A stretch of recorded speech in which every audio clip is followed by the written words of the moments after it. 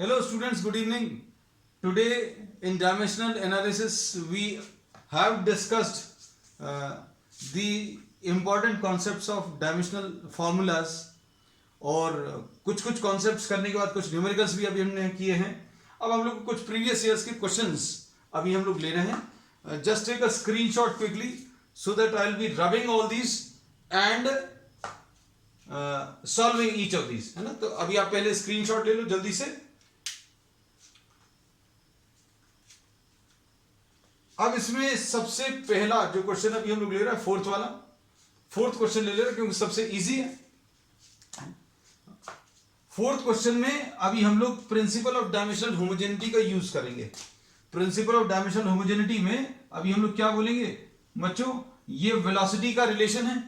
अगर ये वेलोसिटी का रिलेशन है तो इसमें लेफ्ट हैंड साइड में वेलोसिटी आएगी, राइट हैंड साइड में जो दो टर्म्स ऐड किए हुए हैं वो भी वेलोसिटी वाले होंगे. मतलब अभी हम लोग क्या बोलेंगे, left hand side is having what, velocity. Left hand side में वेलोसिटी है और इसका डायमेंशनल फॉर्मूला कितना आ जाएगा, LT-1. ठीक है. अब प्रिंसिपल ऑफ डायमेंशनल होमोजेनिटी क्या बोलता है कि भाई अगर ये वेलोसिटी है और ये दो टर्म्स को ऐड करके मिल रही है तो ये दोनों टर्म्स भी वेलोसिटी वाले होंगे. मतलब एक ही जैसी डायमेंशनल फॉर्मूलेज वाली, एक ही जैसे डायमेंशंस वाली क्वांटिटीज को अभी हम लोग ऐड कर सकते हैं, है ना. अब इसके बेसिस पर बच्चों अगर आप देखो तो अभी हम लोग बोलेंगे कि C में टाइम एडेड है, C में टाइम एडेड है तो हम लोग ये कहते हैं कि एक ही जैसे डायमेंशंस वाली चीजों को ऐड कर सकते हैं. तो मतलब C जो है that will be having what, dimensions of time. C जो है डायमेंशंस ऑफ टाइम होगा. तो अब इसमें हम लोगों को दो ऑप्शंस दिख रहे हैं जो टाइम वाले हैं. देखो ध्यान से, एक तो ये वाला ऑप्शन दिख रहा है और ये वाला, है ना.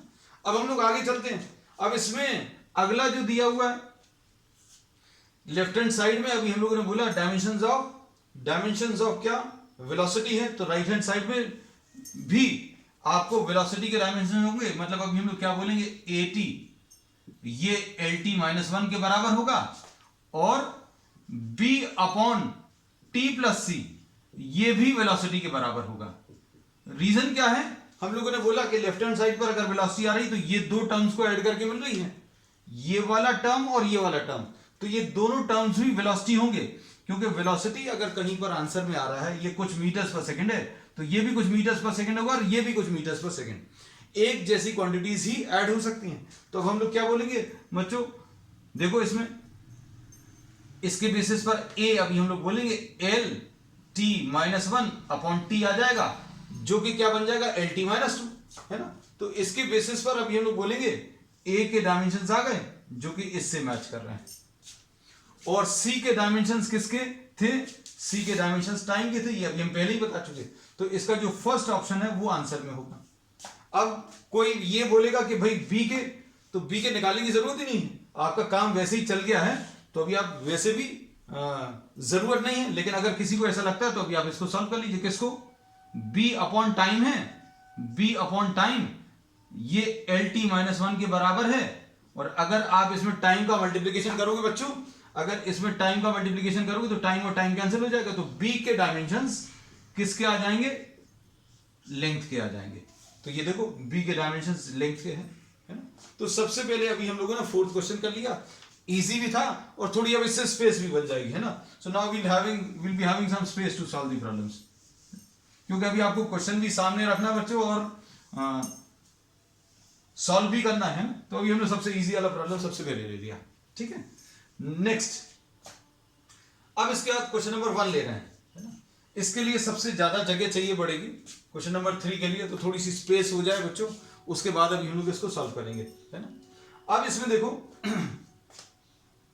क्वेश्चन नंबर 1 को देखो, ये 2014 का है AIPMT. क्वेश्चन नंबर 1 में इसमें इन्होंने बोला कि फोर्स, वेलोसिटी एंड टाइम को अगर आपने फंडामेंटल यूनिट्स ले लिया तो डायमेंशनल फॉर्मूला फॉर मास आपको बताना है. मतलब आपको यह बताना है कि आप मास कैसे बना सकते हो. मास कैसे बना सकते हो, किसकी मदद से, फोर्स, वेलोसिटी एंड टाइम की मदद से. हम लोगों को ये बहुत फेवरेट एक टॉपिक है कॉम्पिटिटिव एग्जाम्स में एग्जामिनर्स का, क्या कि डायमेंशनल जो फंडामेंटल क्वांटिटीज हैं वो मास, लेंथ और टाइम होता है ना, जो मैकेनिक्स में अभी हम लोग यूज करेंगे। अब वो लोग क्या करते हैं कि आपको फंडामेंटल क्वांटिटीज, इन्होंने बोला मास, लेंथ, टाइम नहीं ले रहे, कुछ और ले लिया। जैसे अभी इसमें बोला कि फोर्स, वेलोसिटी एंड टाइम, है ना। इसको अगर फंडामेंटल क्वांटिटीज ले लिया तो मास क्या होगा वो बताना। तो अब हम लोग इसमें ये कहते हैं, हमने जानबूझकर ये पहला जो क्वेश्चन लिया है वो ऐसा लिया है जिसमें आपको थोड़ी बहुत बेसिक्स मालूम है। जैसे क्या कि भाई फोर्स क्या होता है बच्चों, फोर्स होता है मास इनटू एक्सेलरेशन, ये तो सभी को मालूम है 9th क्लास से। Force is equal to what, mass into acceleration. और इसमें अभी हम लोग क्या बोलेंगे, ये मास है और एक्सेलरेशन क्या होता है, एक्सेलरेशन होता है change in velocity upon time. तो देखो आंसर आपका यहीं पर आ गया। इसको अभी आपने एफ लिख लिया, है ना। अब इसको मास को अभी आपने एम लिख लिया, चेंज इन वेलोसिटी को वी लिख लिया और टाइम को टी लिख लिया। तो वही लिखा हुआ है, लेकिन अब हमें निकालना क्या है बच्चों, मास निकालना है। तो मास निकालने के लिए क्या करोगे, मास निकालने के लिए F into T upon velocity.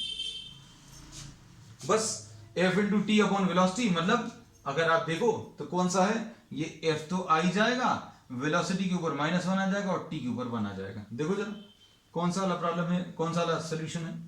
Force है, वेलोसिटी के ऊपर -1 है और टी के ऊपर -1, तो ये ऑप्शन है जो इसको सेटिस्फाई कर रहा है, सी वाला, है ना। तो अब इसमें अभी हम लोग क्या बोलते हैं,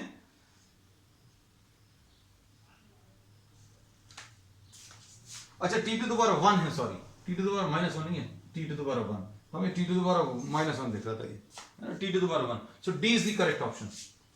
तो इसमें इस प्रॉब्लम में और बाकी की जो प्रॉब्लम्स आप करते हो उनमें डिफरेंस क्या है।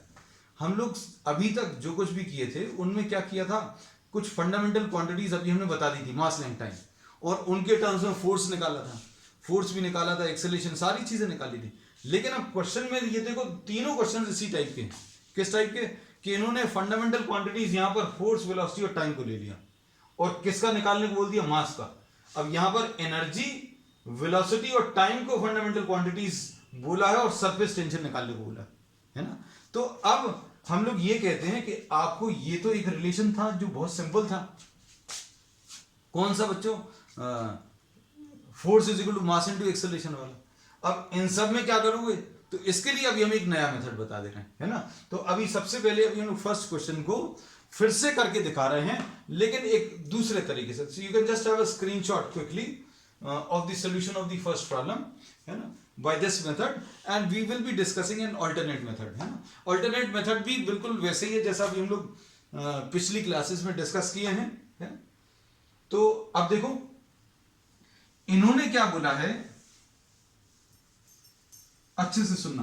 क्वेश्चन नंबर 1 में, क्वेश्चन नंबर 1 में इन्होंने बोला है कि आपको मास का रिलेशन बताना है, किसके टर्म्स में, फोर्स के टर्म्स में और वेलोसिटी के टर्म्स में और टाइम के टर्म्स में।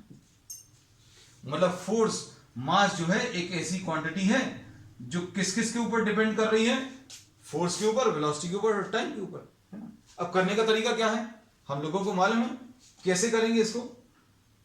हम लोग इसको ऐसा लिखेंगे कि मास प्रोपोर्शनल टू फोर्स का कितना पावर है पता नहीं, फोर्स के ऊपर ए लगा दिया, फिर वेलोसिटी का कितना पावर है पता नहीं, तो वेलोसिटी के ऊपर बी लगा दिया, टाइम के ऊपर कितना पावर है ये पता नहीं, तो ये टाइम के ऊपर सी लगा दिया, है ना। फिर ये बिल्कुल वैसे ही जैसा डेरिवेशंस करते थे। अब आप क्या करो कि एम लिया, ये प्रोपोर्शनलिटी साइन हटाया, इक्वल टू, और ये के लगा दिया, और फिर इसके बाद एफ के ऊपर ए, वी के ऊपर बी और टी के ऊपर सी, ऐसा कुछ कर दिया। अब क्या करोगे बच्चों, ये तो m आ गया तो m के ऊपर 1 लिखा हुआ है, l है नहीं तो l के ऊपर 0 लिख दिया। फिर उसके बाद क्या करोगे, इसके बाद t नहीं है तो t के ऊपर 0। अब फोर्स के अभी हम लोगों को ऑलरेडी मालूम है, फोर्स के क्या है बच्चों, m l t - 2 है फोर्स का। वेलोसिटी का क्या है बच्चों, l t - 1, ये भी लिख लिया। और ये तो टाइम है, तो टाइम के ऊपर c। बस अब इसको सॉल्व कर लो, आपको वही आंसर आ जाएगा। जो डी ऑप्शन है वो देखो अपने आप आ जाएगा, मतलब इतना सब दिमाग नहीं लगाना पड़ेगा। ये जो तरीका अभी हम बता रहे हैं, you need not know the concepts. जैसे फर्स्ट क्वेश्चन अभी हमने जो पहला मेथड कराया है उसमें आपको फोर्स के बारे में तो मालूम था, लेकिन आगे के जो टॉपिक्स हैं those are related to the chapters which you have not yet studied, है ना, तो वो पढ़े नहीं है, हमें सिर्फ इनके डायमेंशन फॉर्मूलेज भर मालूम है ना। तो अब हम लोग ऐसा कुछ मेथड यूज कर लेंगे। अब देखो इसमें कैसे सॉल्व होगा, क्या आएगा बच्चों, देखो मास का 1 है पावर, मास का यहां पर कितना है बेटा, देखो मास के ऊपर a है। अच्छा एक स्टेप और लिख लें, m to the power 1 l to the power 0 t to the power 0, m to the power a आ गया, l के ऊपर बच्चों क्या आ गया, l के ऊपर a आया और l के ऊपर यहां पर b आया, तो l के ऊपर a प्लस b आ गया, है ना। अब इसके बाद बताओ टाइम के ऊपर कितना आया, टाइम के ऊपर -2a आया, ये -2a, और टाइम के ऊपर -b आया, और टाइम के ऊपर +c आया। लो सारी चीजें लिख ली हमने, मास लिख लिया, मास के ऊपर a, लेंथ लिखा, लेंथ के ऊपर a और लेंथ के ऊपर b, तो a प्लस b आया, और टाइम के ऊपर -2a, टाइम के ऊपर -b और टाइम के ऊपर +c। बस अब इसको सॉल्व कर लो। सॉल्व करने का तरीका क्या है,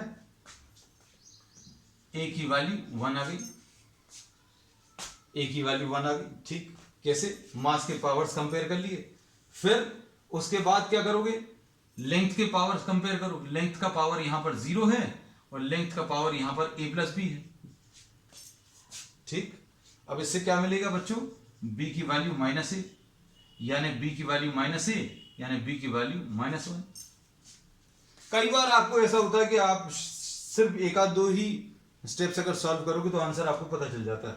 आप देखो a के ऊपर 1 है, सॉरी a की वैल्यू 1 है, a की वैल्यू 1 मतलब फोर्स के ऊपर 1 आएगा, फोर्स के ऊपर 1 सभी में है। चलो उसके बाद b के ऊपर, सॉरी वेलोसिटी के ऊपर b, यानी वेलोसिटी के ऊपर -1, तो वेलोसिटी के ऊपर -1 इस ऑप्शन में भी और इसमें भी, मतलब तीसरा निकालना ही पड़ेगा, है ना। अब देखो इसमें क्या करोगे, तीसरा ऑप्शन क्या है, तीसरी चीज क्या है, 0 टाइम का power is equal to -2a and -b and क्या है +c। अब इसमें वैल्यूज रख लो बच्चों, 0 is equal to -2 and +1 +c, तो इससे c की वैल्यू कितनी मिलेगी, 1 मिल जाएगी। अब इसमें a की वैल्यू 1 मालूम है, b की वैल्यू -1 मालूम है और c की वैल्यू 1 मालूम है, रख लो। किस में रखोगे, इसमें रखोगे तो क्या आ जाएगा, मास की वैल्यू, ये देखो f के ऊपर a, ये f के ऊपर a, f के ऊपर a की वैल्यू 1, फिर v के ऊपर b, वेलोसिटी के ऊपर b कहां गया, वेलोसिटी के ऊपर b यानी वेलोसिटी के ऊपर -1, और उसके बाद t के ऊपर c, t के ऊपर c यानी t के ऊपर 1, तो ये देख लो बच्चों कौन सा, ये वाला ऑप्शन आ गया, है ना। तो ये मेथड एक ऐसा है, ये अभी हमें सिखाना भी था आपको, कि आपको किसी को भी फंडामेंटल क्वांटिटीज ली हो, अब ध्यान से सुनना, हम इसको डिस्कस कर रहे हैं। हमने बोला आपको फोर्स, वेलोसिटी और टाइम के टर्म्स में क्या निकालना था, मास। तो जिसकी वैल्यू निकालनी है, मास की वैल्यू निकालनी, तो मास को एक तरफ रख लो, किसके टर्म्स में निकालनी है उसको दूसरी तरफ, फोर्स, वेलोसिटी और टाइम, फोर्स, वेलोसिटी और टाइम, इसको दूसरी तरफ। किसकी वैल्यू निकालनी है, मास की, तो मास को एक तरफ, किसके टर्म्स में निकालनी है, फोर्स, वेलोसिटी और टाइम, तो इसको दूसरी तरफ। और उनके पावर्स नहीं मालूम, फोर्स, वेलोसिटी और टाइम के, तो इनके ऊपर पावर्स ABC लगा दिया हमेशा की तरह, है ना। तो यही पूरा प्रोसेस जो है अब हम आपको रिपीट करके बताएंगे, किसमें, नेक्स्ट वाले क्वेश्चन में, है ना। तो अब ध्यान से देखना, क्वेश्चन बहुत सिंपल है, मेथड बिल्कुल वैसे ही रहेगा, है ना। अब देखो, अब हम लोगों को नेक्स्ट क्वेश्चन क्या है, आई am rubbing this part also, है ना। तो लेंथ का डायमेंशन फार्मूला निकाल लेंगे, है ना। सो ऑप्शंस अभी आप चेक कर लेना, थोड़ी सी जगह ज्यादा हो जाएगी। This we have done. Next, energy, velocity and time. Energy, velocity and time are taken as what, fundamental quantities. अब energy, velocity and time, energy अगर नहीं मालूम है ml² t-2, वेलोसिटी, वेलोसिटी कितना है lt-1, ठीक, और टाइम, टाइम को तो अभी हम लोग t लिख ही देते हैं। फिर इसके बाद अगला क्या है, अगला है सरफेस टेंशन। तो सरफेस टेंशन जो है mt-2 होता है ना। सरफेस टेंशन का जो डायमेंशनल फॉर्मूला है दैट इज व्हाट mt-2। अब ध्यान से सुनो, अब एक इसमें शॉर्ट ट्रिक भी है कि भैया आप एनर्जी की वैल्यू रख लो, वेलोसिटी का ये फॉर्मूला रख लो और टाइम को ऐसे ही छोड़ दो, तो देखो किसमें आपको ये आंसर मिल रहा है।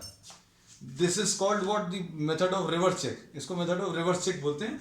इसमें क्या करते हैं, अभी हम लोग एक एक ऑप्शन को चेक करके देखते हैं किससे अभी हमें आंसर मिलने वाला है। ये अभी हम लोग आगे की क्लास में डिस्कस करेंगे, क्योंकि नहीं तो फिर लास्ट वाले क्वेश्चन के लिए समय नहीं बचेगा, है ना। अब देखो बच्चों, हमें किसका निकालना है फॉर्मूला, सरफेस टेंशन का, तो इसको आप एक तरफ रख लो, है ना। अभी हम इसको रब कर दे रहे हैं क्योंकि आपने नोट कर ही लिया होगा। सरफेस टेंशन को एक तरफ रख लेना है, दूसरी तरफ क्या, एनर्जी के ऊपर ए, फिर उसके बाद वेलोसिटी के ऊपर बी और टाइम के ऊपर सी। लो भाई, टाइम के ऊपर सी, ऐसा लिख लिया बस। अब आपको क्या करना है बच्चों, डायमेंशनल फॉर्मूला या डायमेंशनल एनालिसिस लेने के लिए आपको, अभी हमने ये बोला है, ये की पॉइंट याद रखना, आपको किसका निकालना है, सरफेस टेंशन का निकालना है। तो सरफेस टेंशन को एक तरफ रखा, किसके टर्म्स में निकालना है, एनर्जी, वेलोसिटी और टाइम। तो एनर्जी, वेलोसिटी और टाइम को दूसरी तरफ रखा। पावर्स मालूम नहीं है इसलिए पावर्स एबीसी लगा दी बस। अब प्रोपोर्शनलिटी साइन हटाओगे तो क्या आएगा, के ई के ऊपर ए, वी के ऊपर बी और टी के ऊपर सी। वैल्यूज रख लो। इसका फॉर्मूला क्या है, mt-2, ठीक। एनर्जी का क्या है, ml² t-2 रख लिया, ये लिखा हुआ है इसलिए हमने। और इसके बाद क्या है, वेलोसिटी, इसके ऊपर ए है, वेलोसिटी यानी lt-1, इसके ऊपर क्या लगा हुआ है, b रख लिया।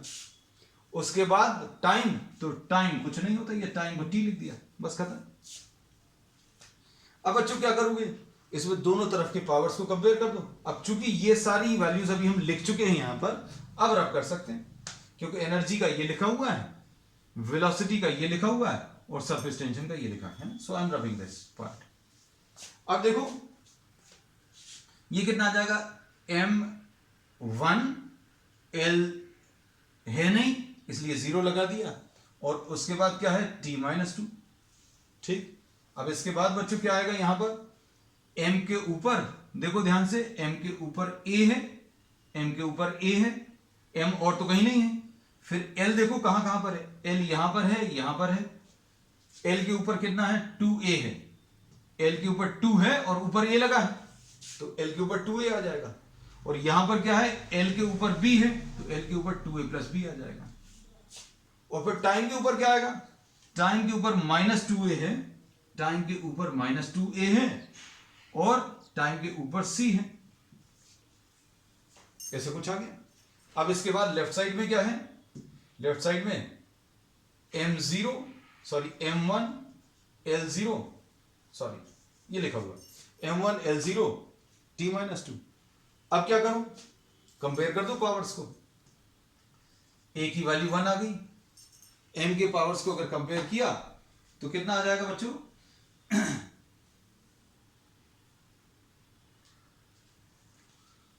अब a की वैल्यू 1 आ गई, उसके बाद l के पावर्स कंपेयर करो, 0 = 2a + b है ना। तो अब इसमें बोलो a की वैल्यू रखोगे तो कितना आ जाएगा, 0 = 2 + b, तो b की वैल्यू -2 आ गई। उसके बाद c की वैल्यूज निकालनी है, तो -2a + c = -2। अब इसमें वैल्यूज अगर आप रखोगे तो c की वैल्यू कैसे मिलेगी, -2 + c, a की वैल्यू 1 रखी, -2 + c = -2 है ना। तो अब इसको सिंप्लीफाई करने पर कितना आएगा, -2a अच्छा कुछ गलत लिख दिया, -2a आया, ये -b आया, -b छूट गया था बच्चों, -b गलती तो देखो मिल जाती है, -b एंड +c, तो ये यहीं पर गलत हुआ, तो इसको भी ठीक कर लें। जैसे ही 0 आया ना अभी तुरंत अभी हम समझ आ गया something is wrong. -2a -b +c t का पावर, और t का पावर कितना, -2। अब देखो अब हो गया ठीक, कितना आएगा, -2a -b +c, बिल्कुल सही, -2 -b -b यानी +2 +c इज इक्वल टू -2, इसमें कैंसिल होगा तो c की वैल्यू -2। तो आंसर कितना आएगा देखो, इसमें वैल्यूज रख लो सरफेस टेंशन की, कितनी आ जाएगा, E के ऊपर A, E के ऊपर 1, फिर उसके बाद V के ऊपर B, V के ऊपर -2, और टाइम के ऊपर C, टाइम के ऊपर -2। ये ऑप्शन करेक्ट है, ठीक। So we have done this problem also, ठीक। अब देखो लास्ट वाला है ना, अब हम इसको रब कर दे रहे पूरे को, है ना। अब उसके बाद इसके लिए स्पेस थोड़ी सी ज्यादा चाहिए पड़ेगी, है ना, तो अभी हम थोड़ा सा यहां पर लिखेंगे, उसके बाद ऊपर का पार्ट, चलो ऊपर का पार्ट और रब कर देना है ना, क्योंकि ये तो कर चुके हैं, we have done all this, so we are rubbing this part also.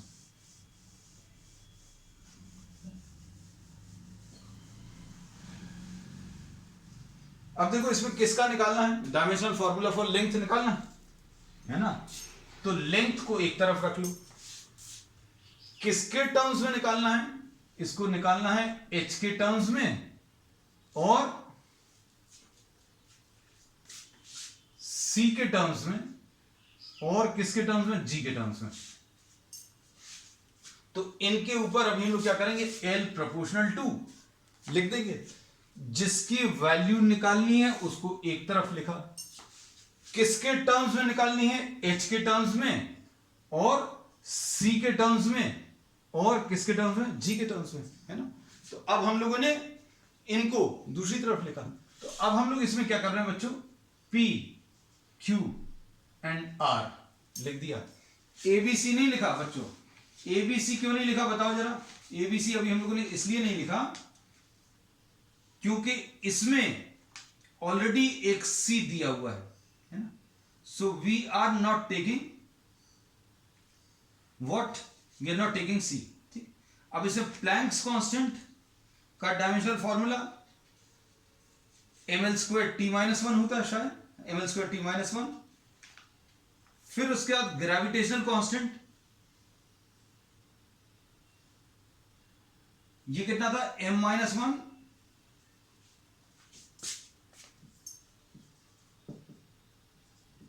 L³ t-2,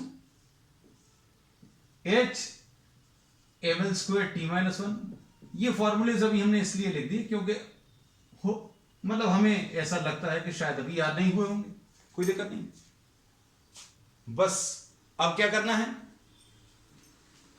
L equal to K, H के ऊपर P, C के ऊपर Q और G के ऊपर R, वैल्यूज रख लो, ठीक है। अब हम इसको भी, क्वेश्चन को भी रब कर दें, क्योंकि अब ये इमटेरियल रह जाएगा, because we are finally solving the problem, है। तो कितना आ जाएगा बच्चों, देखो L को अभी हम लोग L लिख दिया, M के ऊपर 0 आ गया, T के ऊपर भी 0 आ गया, ठीक है। हम लोगों ने क्या बोला, आपको जिसका फॉर्मूला निकालना उसको एक तरफ, किसके टर्म्स में निकालना उसको दूसरी तरफ लिखना, बस ये याद रखना, और पावर्स लगा देना, क्योंकि अभी हमें पावर्स मालूम नहीं, और पावर्स निकालने के लिए हम लोग इन सब का यूज करेंगे। ये ml² t-1 है बच्चों, इसके इसके ऊपर p है, c क्या है, lt-1, इसके ऊपर q है, और m-1 L³ t-2 के ऊपर r। बस अब सॉल्व कर लो, सॉल्व करना इसमें सबसे मुश्किल काम, मतलब बच्चों को जो लगता है, वैसे सब कुछ बहुत इजी है। देखो इक्वेशंस कैसे बनेगी, m0 L1 t0, हम थोड़ा सा इसमें ज्यादा लिख दे रहे हैं, m के ऊपर p आएगा, ये देखो L के ऊपर 2p आएगा, t के ऊपर -p आएगा, एल के ऊपर 2p, टी के ऊपर माइनस p। इधर पर क्या आएगा बच्चों, एल के ऊपर q, टी के ऊपर माइनस q, और इधर पर क्या आएगा, m के ऊपर माइनस r, एल के ऊपर 3r और t के ऊपर माइनस 2r। लो बस अब एक जैसे कलेक्ट कर लो। एक जैसे कौन से कलेक्ट करेंगे, m कलेक्ट किया, कितना आ जाएगा, m सिर्फ दो जगह है, m के ऊपर p माइनस r, ऐसा कुछ आएगा है ना, और तो नहीं आएगा कहीं। फिर l के ऊपर क्या आएगा बच्चों, l के ऊपर 2p प्लस q, एक तो ये आएगा, और प्लस 3r, एक ये आ जाएगा। फिर t के ऊपर क्या आ जाएगा, minus p and minus q and minus 2r। ठीक, अब सॉल्व करने की कोशिश करो। I am just giving you 30-40 seconds, solve करने की कोशिश करो, whether you are getting the answers और नॉट, है ना। देखो जरा,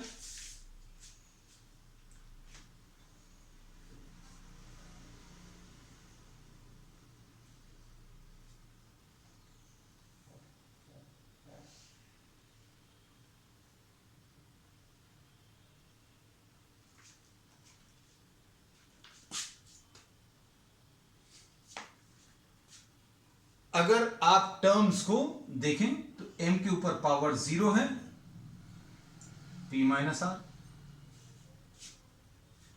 फिर l के ऊपर क्या है बच्चों, 1 is equal to 2p plus q plus 3r, ऐसा कुछ है। और टाइम के ऊपर बच्चों क्या है,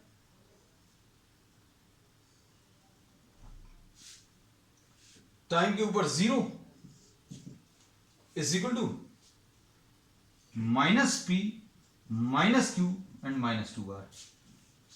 we have compared the powers of p, q and r on both sides. p, q और r के पावर्स को कंपेयर किया।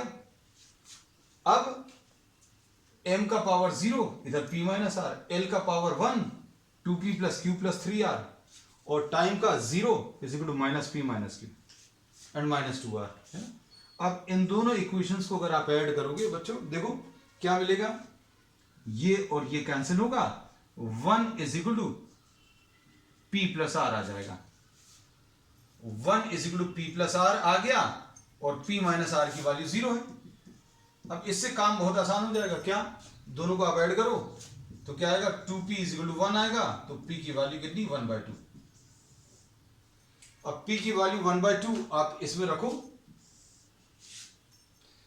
तो क्या आ जाएगा, p is equal to r आएगा, p is equal to r, तो मतलब r की वैल्यू भी 1/2 आ गई। ठीक, अब उसके बाद अगला क्या है, किसी भी एक इक्वेशन में 1 is equal to 2p plus q plus 3r। इसमें टफ वाला पार्ट कौन सा है, टफ वाला पार्ट फिजिक्स का नहीं है, टफ वाला पार्ट ये सॉल्व करने का है। तो 2p प्लस q, जरूरी नहीं है हम जैसा कर रहे हैं वैसा करें, आप कुछ भी तरीका अप्लाई कर सकते हैं। एलिमिनेशन मेथड है। हमें p और r की एक इक्वेशन तैयार दिखी, हमने इसमें से भी p और r की एक इक्वेशन बना ली, जैसे कैसे, q को हटाकर, है ना। अब इसमें वैल्यूज रखो, 1 is equal to 2 into p की वैल्यू 1/2 है बच्चों, कट जाएगा, प्लस q निकालना है, ठीक है, और 3r प्लस 3/2, है ना। तो q की वैल्यू कितनी आ जाएगी, q की वैल्यू विल बी, ये 1 और 1 तो कैंसिल होगा, ये 1 इधर आएगा, है ना। तो q अगर आप निकालोगे तो ये 1 माइनस 1 माइनस 3/2 ऐसा कुछ आएगा। तो q की वैल्यू कितनी आ जाएगी, माइनस 3/2, है ना। तो आंसर इसका क्या आएगा, इसको देखकर बताओ। ये आ जाएगा यहां पर h के ऊपर p यानी 1/2, फिर उसके बाद c के ऊपर q, c के ऊपर माइनस 3/2, और g के ऊपर r, g के ऊपर 1/2। इसको अभी हम लोग कैसा लिखेंगे, h के ऊपर 1/2, g के ऊपर 1/2 अपॉन c के ऊपर 3/2, ऐसा कुछ आएगा। और 1/2 पावर का मतलब क्या होता है, स्क्वायर रूट। तो ये पूरा का पूरा किस में कन्वर्ट हो जाएगा बच्चों, Hg/CQ, ऐसा कुछ आ जाएगा। This will be the final answer. तो आंसर मैच करके देख लेना ये किस ऑप्शन में है। अगर है तो वेल एंड गुड, शायद है हमारे ख्याल से, और नहीं है तो नन ऑफ द अबव, तो एक ऑप्शन रहता ही है हमारे पास। ये थर्ड ऑप्शन है, √Hg/CQ, है ना। चलिए, अब that's all for today. We will continue with many more such problems on the next term.